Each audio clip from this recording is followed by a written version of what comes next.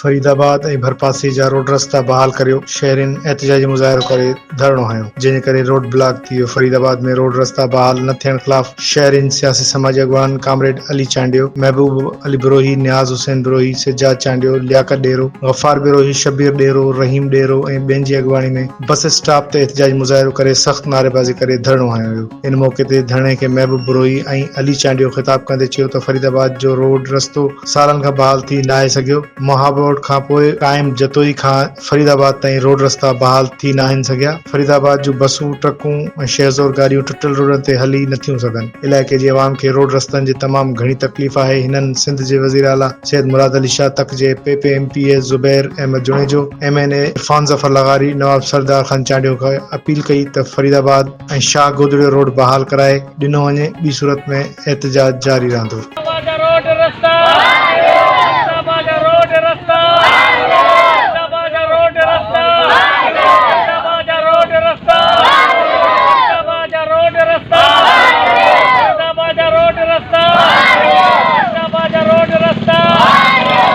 चांडे के नवाब दादा सरदार अहमद चांडे के अपील कंदासीं फरीदाबाद जा रोड रस्ते नोटिस वठे ऐं फौरी तौर बहाल कराए।